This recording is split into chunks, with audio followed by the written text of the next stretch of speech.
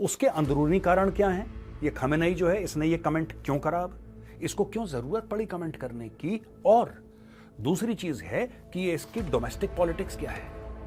ठीक है, चाइना में 3 साल के बच्चे को जेल में डाल दिया। क्या नाम है तुम्हारा? मोहम्मद नाम है, चलो जेल में। दही बहुत खाता है यार मुसलमान, इसको जेल। दही खाने के चक्कर दही बैन कर दिया था भाइयों ने। ये बुढ़ऊ जो है इस वक्त क्यों बकवास कर रहा है? ये इसलिए बकवास कर रहा है, 2 चीजें हैं। ये जिहाद जिहाद जिहाद का गाजर खिला खिला के लोगों का दिमाग मत खराब करो। एक लेवल तक ये चूरन ठीक लगता है, एक लेवल तक दुनिया झेलेगी जिहाद को, फिर दुनिया उल्टा थप्पड़ मारेगी मुंह पे इतना बड़ा कि भैया गाल दांत जबड़ा सब सूज जाएगा। ये किसी भी वक्त इसका गुड नाइट हो सकता है। इसके पास 10 हेल्थ प्रॉब्लम चल रही है, लेकिन फिर भी लालच इतनी है सत्ता की। जय हिंद दोस्तों, मैं हूं मेजर गौरव आर्य और आप देख रहे हैं द चाणक्य डायलॉग्स। इस वीडियो को लाइक करिए, हमारे चैनल को सब्सक्राइब करिए, बेल आइकन दबाना बिल्कुल भी मत भूलिएगा। Syed Ali Hussain Khamenei, supreme leader of Iran, ने यह बोला है कि साहब मुसलमानों के ऊपर बड़ी तशद्दुद हो रही है, बड़ा टॉर्चर हो रहा है, उनके ऊपर बड़ा जुल्म हो रहा है। और उनके ऊपर जो जुल्म हो रहा है वो गाजा में जुल्म हो रहा है, वो म्यांमार में जुल्म हो रहा है, और भारत में भी जुल्म हो रहा है। तो यहां का मिनिस्ट्री ऑफ एक्सटर्नल अफेयर्स आप जानते हैं कैसे उन्होंने वैसे ही एक स्लिंग शॉट मारा, टकैक से यहां से बिल्कुल, और उनको बोला कि सर अपने गरेबान में झांको और दूसरे के ऊपर कमेंट करना बंद करो। दोस्तों ये क्यों हो रहा है ना, ये जानने की जरूरत है। आप देखिए किसने, मैं आज आपको बताता हूं। इसके पहले इसने पास्ट में कौन कौन से कमेंट पास करे थे, ये भी आपको जानना अति आवश्यक है। तो दोस्तों ऐसा है कि इस्लाम के दुश्मनों ने ये कर दिया, वो कर दिया, इस्लामिक उम्मा को चुम्मा दे दिया, पता नहीं क्या क्या स्टोरी ये सुनाता है कि म्यांमार, गाजा, इंडिया में ये हो रहा है।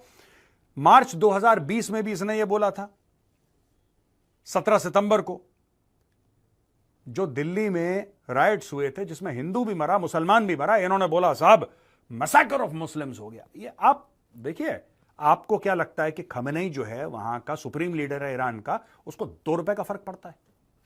आपको क्या लगता है? मैं आपसे जानना चाहता हूं, लिखिए कमेंट्स में, आपको क्या लगता है? उसको फर्क पड़ता है? हिंदू मर रहा, मुसलमान मर रहा, सिख मर, ये मुसलमान इस्लाम के ठेके, इनको फर्क पड़ रहा है? अगर इनमें 2 टके की औकात होती है, चीन को बोलते कि बेटा 15 लाख मुसलमानों को तुमने जेल में डाला है, उइगर मुसलमानों को। पूरे आलम इस्लाम 57 मुस्लिम कंट्रीज हैं, किसी की जबान पे चाइना का नाम नहीं आता। ठीक है, चाइना में 3 साल के बच्चे को जेल में डाल दिया। क्या नाम है तुम्हारा? मोहम्मद नाम है, चलो जेल में। दही बहुत खाता है यार मुसलमान, इसको जेल। दही खाने के चक्कर दही बैन कर दिया था भाइयों ने।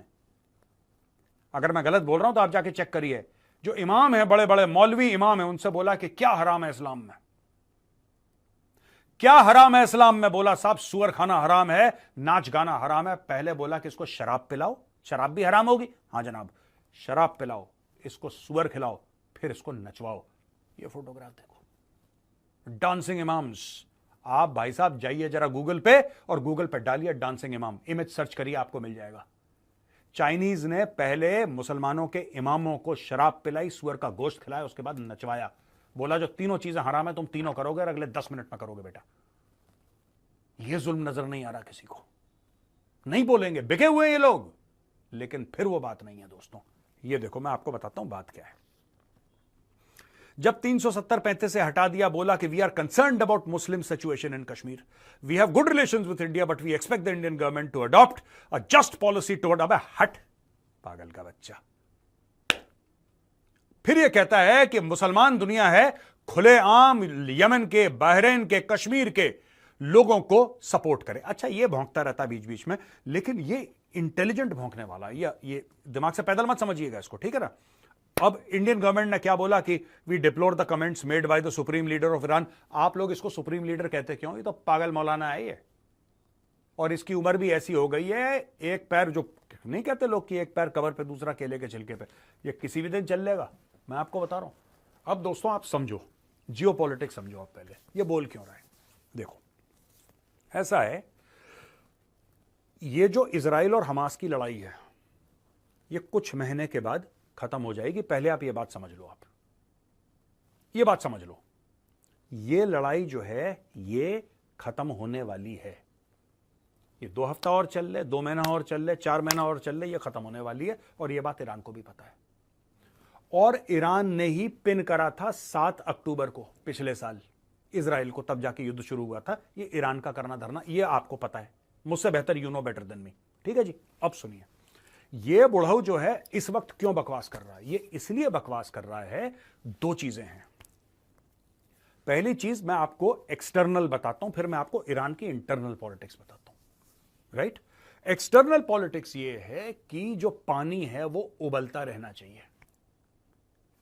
याद रखिएगा, पानी जो है वो उबलता रहना चाहिए, हल्का हल्का सिमरिंग। वो पूरा उबाल नहीं कि बड़े बड़े बुलबुले आ रहे हैं, एक सिमरिंग होता है ना, हल्के हल्के बुलबुले आते हैं पानी में, उस लेवल पे टेम्परेचर उबलता रहना चाहिए, तभी ईरान को फायदा है। जो पानी की उबाल इजराइल और हमास के युद्ध के बीच में, या उसमें हिजबुल्लाह शामिल या हुती शामिल, कोई भी शामिल, XYZ यार, वो स्टोरी अब धीरे हो रही है, वो टेम्परेचर डाउन हो रहा है। अमेरिका बोल रहा है साइन करो, इजराइल एक ड्राफ्ट भेज रहा है, हमास एक ड्राफ्ट भेज रहा है, वो कह रहा है तू बेवकूफ, वो कह रहा है तू बेवकूफ। अच्छा, इसमें से 4 पॉइंट तुम हटाओ, 4 बातचीत पे आ गए ना भाई, बातचीत पे आ गए कि तेरे 4 पॉइंट हमें पसंद नहीं है, वो कह रहा है कि तुम्हारे 3 पॉइंट हमें पसंद नहीं है, नहीं ये नहीं नहीं वो, तो इसको छोड़, तो उसको वो कर। यानी कि बातचीत हो गई है, यानी कि ये बात आज नहीं तो कल नहीं तो परसों सलट जाएगी, और सलटना है ही। कोई भी युद्ध परमानेंट तो चलता नहीं है, और अमेरिका और वेस्टर्न पावर्स का बहुत प्रेशर है इजराइल और हमास के ऊपर कि इसको धीरे धीरे धीरे धीरे धीरे खत्म करो। दोस्तों, हाल ही में एक बहुत बड़ा वाकया हुआ जहां पे ईरान को एक बहुत बड़ा झटका लगा। झटका वो लगा कि जब इजराइल ने हिजबुल्लाह के ऊपर बमबारी करी और हिजबुल्लाह ने जवाब दिया, तो दोनों के बीच में बातचीत हो गई। जस्ट इमेजिन, आप सोचिए आप, हिजबुल्लाह और इजराइल आपस में बात कर रहे हैं, भाई ऐसा है मैं उस जगह बम मारूंगा, तू उस जगह बम मार दियो, इस चीज को एस्केलेट करने का कोई फायदा नहीं है। समझ रहे हैं आप गेम क्या चल रहा है? अब मैं आपको इनकी इंटरनल पॉलिटिक्स समझाता हूं। अब दोस्तों आता है इंटरनल फैक्टर ईरान का। इंटरनल फैक्टर ईरान का यह है कि मसूद पेज़ेश्कियां जो है, he is the president of Iran. ठीक है जी। इब्राहिम रईसी हेलीकॉप्टर क्रैश में चल लिए, उसके बाद चुनाव हुआ, चुनाव के बाद पेज़ेश्कियां बना यहां का प्रेसिडेंट। जब वो ईरान का प्रेसिडेंट बना दोस्तों, तो ईरान के प्रेसिडेंट बनने के बाद उसने सबसे पहले बात ये बोली कि यार वेस्ट से हमें बात करनी चाहिए। वो क्यों कह रहा है कि वेस्ट से बात? एक तो उसकी खुद की फितरत है कि बात करो, सबसे बात करके सलटाओ मामला, ये जिहाद जिहाद जिहाद का गाजर खिला खिला के लोगों का दिमाग मत खराब करो। एक लेवल तक ये चूरन ठीक लगता है, एक लेवल तक दुनिया झेलेगी जिहाद को, फिर दुनिया उल्टा थप्पड़ मारेगी मुंह पे इतना बड़ा कि भैया गाल दांत जबड़ा सब सूज जाएगा। तो उसने बोला कि बातचीत करो। वो स्मार्ट आदमी है। दूसरी चीज इंटरनल पॉलिटिक्स की यह है कि जो आम ईरानी है वो इन पागल मौलवी मौलानाओं से परेशान है। वो याद है, वो औरतें जानबूझ के हिजाब निकाल के सड़क पे आ जाती हैं, पता है कि पुलिस पकड़ के ले जाएगी, पता है कि औरतों की हत्या हो चुकी है ईरान में, कट्टरपंथी मुसलमानों ने मार दिया औरतों को कि तुम हिजाब नहीं पहनती, लेकिन औरतों ने बोला कि ठीक है मौत आती है तो आए, हिजाब डालो कूड़ेदान में, नहीं पहनना हमने हिजाब। यहां तक वहां पे बात हो गई है, औरतें सड़कों पे आ गई, हिजाब फेंक दिया, हिजाब पकड़ के एक ढेर बनाया, आग लगा दी पुलिस के सामने, बोला कि जाओ गोली मारनी है मार दो, हमें 2 रुपए का फर्क नहीं पड़ता। ये इंटरनल चीज है। अब ईरान में इस्लाम का चूरन बेच के लोगों को गुमराह करता है, लेकिन अब वो चूरन को खा नहीं रहा। ईरान के लोग कम से कम नहीं खा रहे। इसको लग रही है अपनी सत्ता डेंजर में। इसकी सत्ता कैसे डेंजर में है दोस्तों?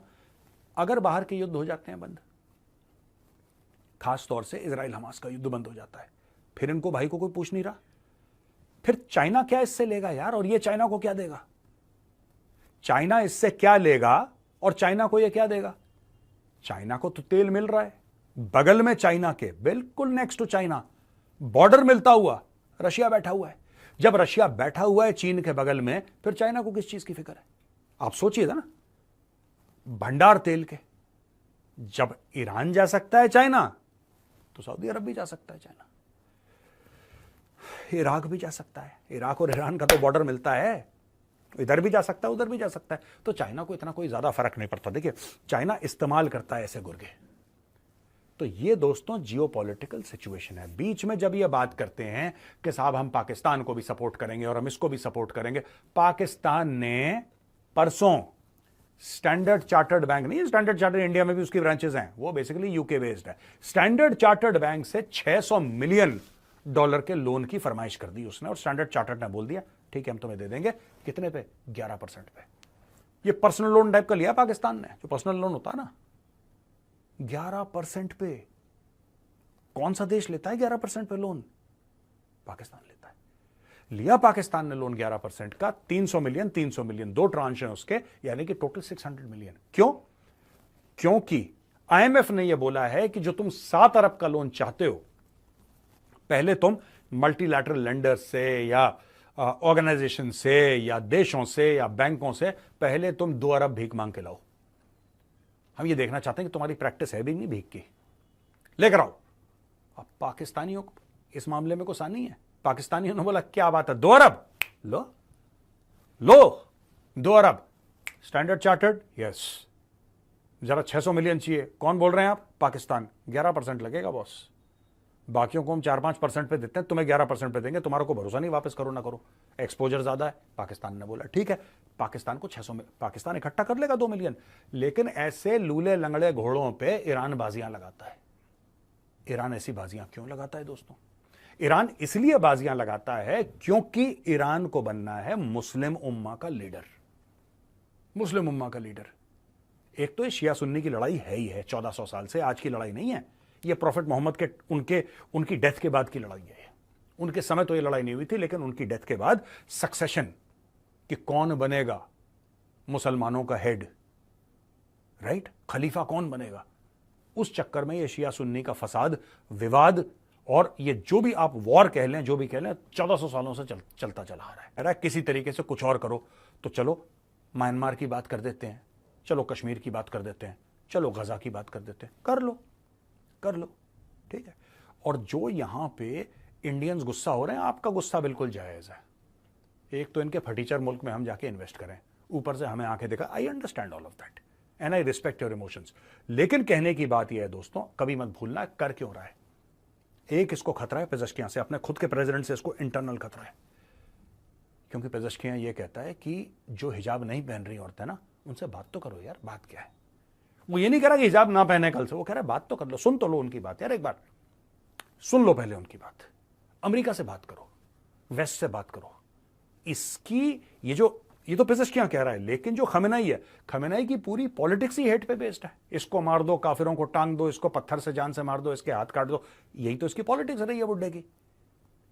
अब बुड्ढे का हो रहा है बल्ब फ्यूज, धीरे धीरे उसकी जो दिए की जो लौ होती है ना, वो टिमटिमा रही है, फड़फड़ा रही है, किसी भी वक्त बुझ सकती है। लेकिन बुड्ढा चाह रहा है कि कुछ ना कुछ ये कर दिखाए जाते जाते, इसीलिए प्रोग्राम हो रहा है एक्सटर्नल अलग, इंटरनल अलग। तो दोस्तों यहां पे आज का वीडियो होता चाहिए।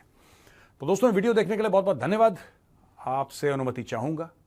जय हिंद, वंदे मातरम, भारत माता की जय।